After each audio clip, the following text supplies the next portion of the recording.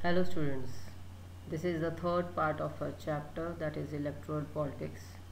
In the previous uh, parts we have learned about the election, how they are held in India, and the system of election, the process, the way the elections are done in India. Now, what makes elections in India democratic? In this part, we are going to understand the role of election commission and the electoral politics, how it is democratic, and the shortcomings of democratic way of working of election process. Now, what makes elections in India democratic? In this, we are going to understand certain factors that ensures that elections that are held in India, they are done in a democratic manner. That means in a proper democratic setup. So, an independent election body is responsible to conduct the election, and that is formulated in the Constitution of India.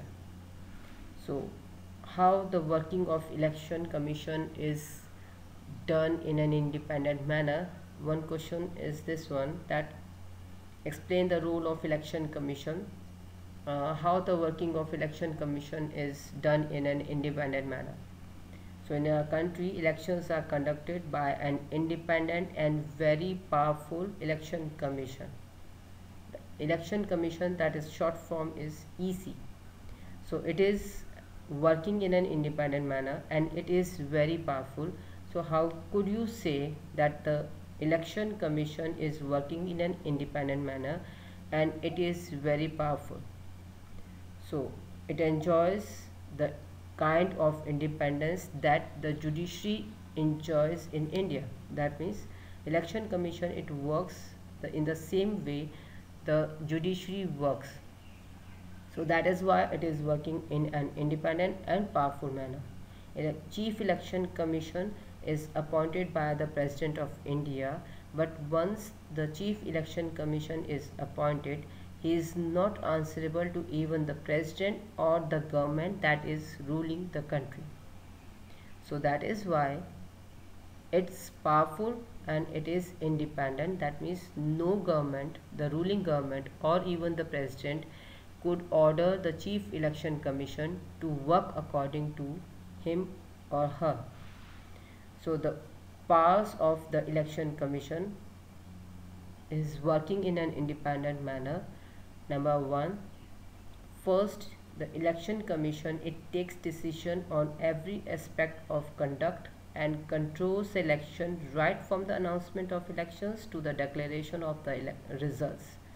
So in election commission, it is doing all the work from decision of the elections, when they are going to be held, the announcement that is being made, the process of election campaign, voter list, whatever the work, code of conduct or the laws are to be maintained, all these are taken control by the election commission.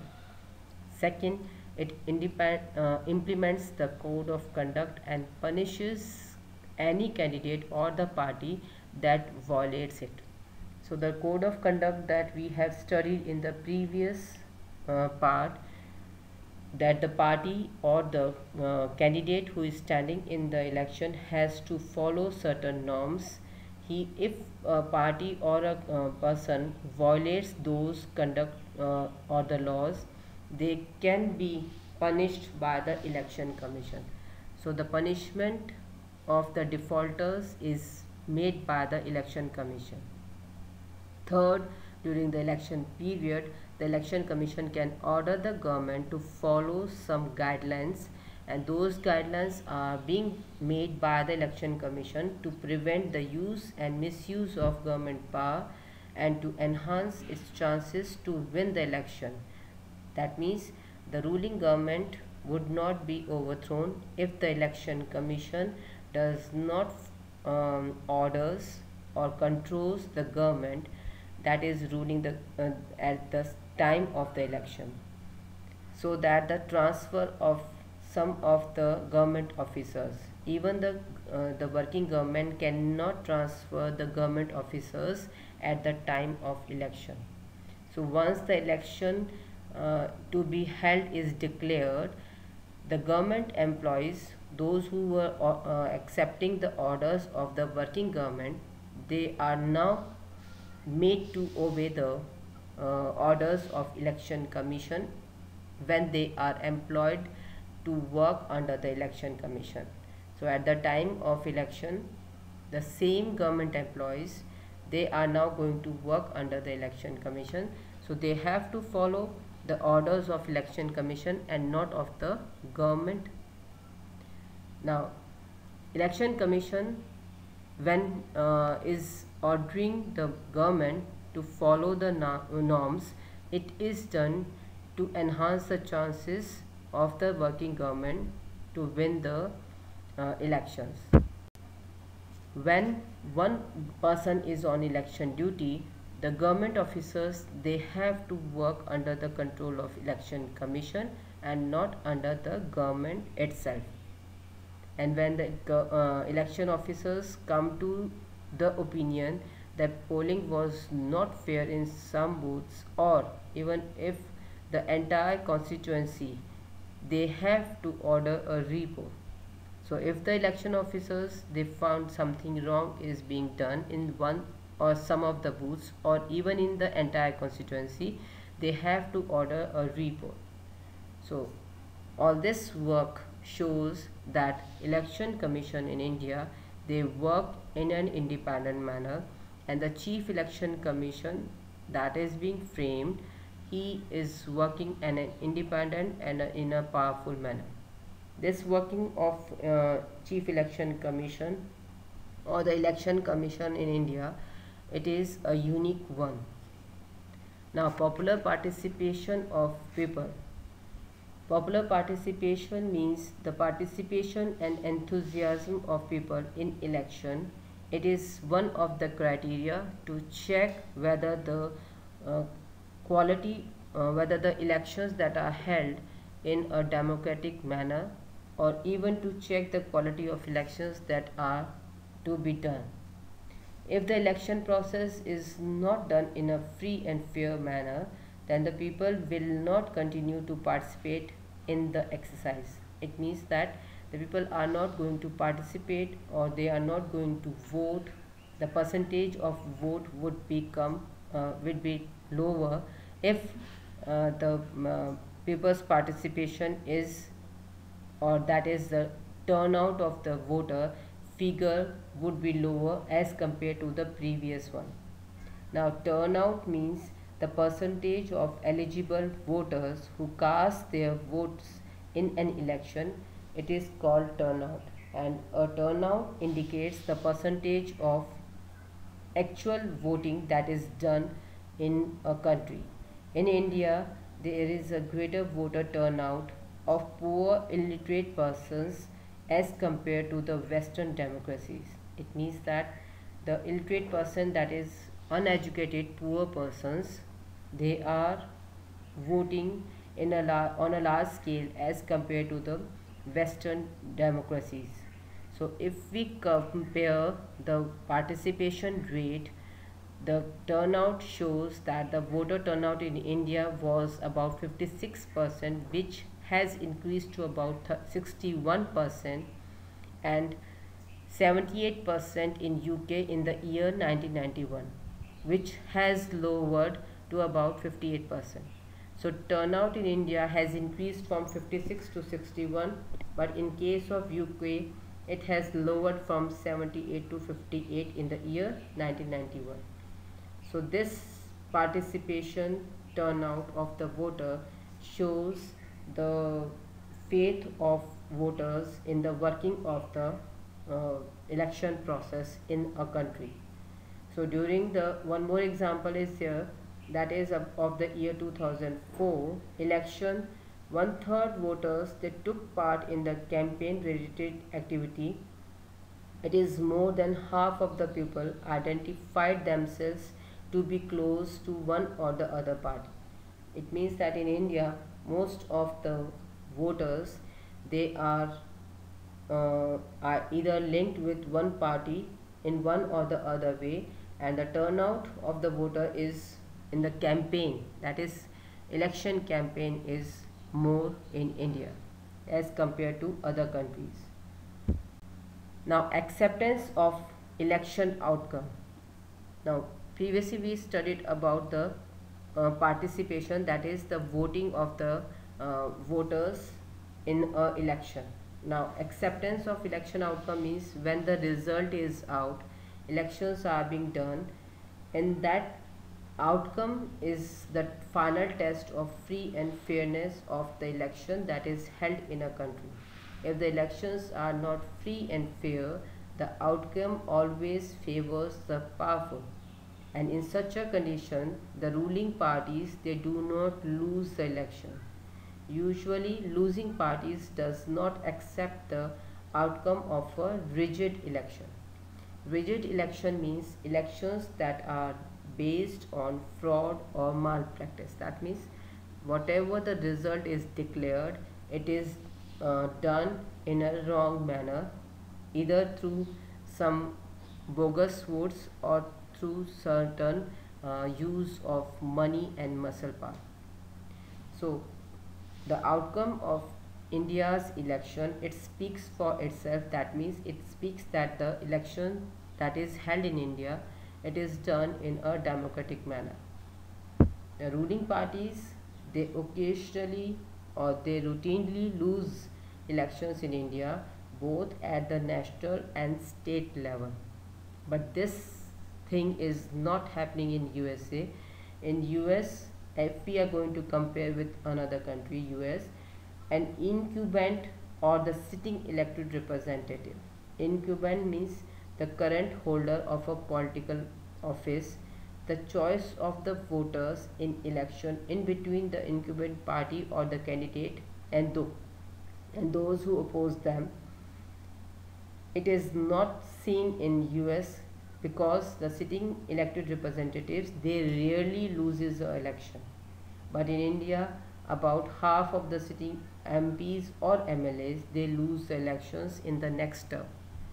So when a sitting party or a sitting elected representative loses an election, it shows that the outcome of election is democratic. Candidates who are known to have spent lot of money on buying of votes, and those who are having criminal connections, they are also losing the election. And when such thing happens, it means that the democratic way of working is present in that country. So if a candidate is spending money and also using criminal connections, even after that money and muscle power use, he loses election, it means that the outcome is a democratic way. Except some of the disputed election, if we are ignoring the some of the exceptions, the electoral outcomes are usually accepted by defeated party as people's verdict. Normally the losing party or the person who has lost the election, if he or she accepts the results and by saying that it's the people's verdict and I am accepting that it is my fault that I lost the election, it shows that the outcome is democratic. So these are the this is the one way of checking whether the elections are done in a democratic manner.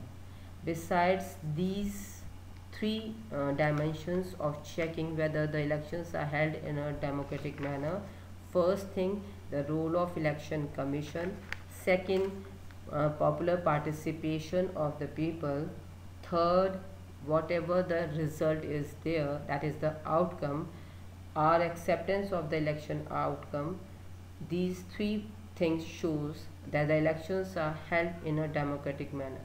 But beside these 3 points, there are certain challenges to the working of the election process in India. It means that there are certain drawbacks in the working of election process, that free and fair elections are not held because certain exceptions are always there. So the challenges to a free and fair elections in India are that even though the elections are done in a democratic way, still there are some of the challenges which is a matter of concern for all those who believe in democracy. Because of those challenges, there is a demand for reforms in the election system. There is a demand for the reformation of the political parties by the citizens, social activists, and the organizations. So the challenges that are visible, that is the drawbacks that are visible. So here the challenges are the drawbacks of the free and fair elections. That means, number one, candidates and the parties, they spend a lot of money. They may not be sure of their victory, but they do enjoy an unfair advantage over the smaller parties or the independent candidates, those who are standing in the election. So bigger parties, those who are using money and muscle power, they are sure of their victory even though they have the advantage of the money and muscle power, and that advantage they use over the smaller parties and independent candidates. So there are so many examples of this condition. Second condition is that candidates with criminal records, they are able to secure party tickets from the major parties due to their political connections, which should not be allowed. When we have studied about the code of conduct, and whatever the declaration has to be made, it should not be allowed that the candidates having the criminal records, they should not be allowed to have a party ticket. But still, bigger parties, they are giving tickets to the candidates who are having criminal records.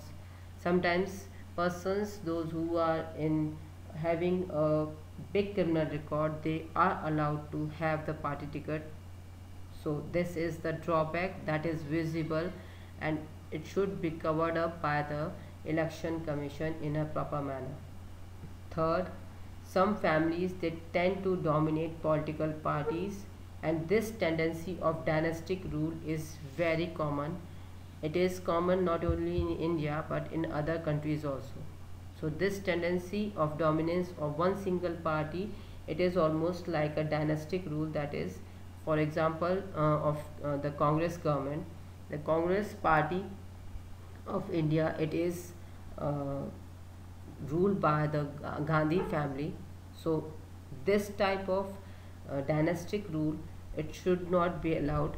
Other members of the party should have the right to rule the party, or right to have a senior seat in the party. Number 5, election often offers only a little choice to ordinary citizens. That means choice is not provided by the political parties, and when the choice is not provided to the ordinary citizens, then in that case all the major parties, they are quite similar to each other. There is no differences in the policies or in the way of their working. So citizens, they are not able to decide which party is working in a proper manner, and to vote which party, they are not able to decide. So decision is quite difficult because the policies and the working of the parties is almost similar, and this trend is visible in the recent years more often. Last point is that the smaller parties and the independent candidates, they suffer a huge disadvantage because they are compared to the bigger parties in terms of money power and organizational support. So smaller parties, even if they are working in a proper manner, or the independent candidate, they suffer because, or they lose the election because they have a disadvantage when they are compared to the bigger parties, because the bigger party, they use the money power and their organizational support, that means their support system of a bigger percentage, it results in the loss of the smaller party. So these challenges, they exist not only in India but in many established democracies, and this is a matter of concern for all those who believe in democracy. So this is the reason due to which there is a demand of reforms in our electoral system by the citizens, social activists and organizations. So this is the completion of the chapter electoral politics, and now we have completed. So you are supposed to do the question answers in your notebook. Thank you, students.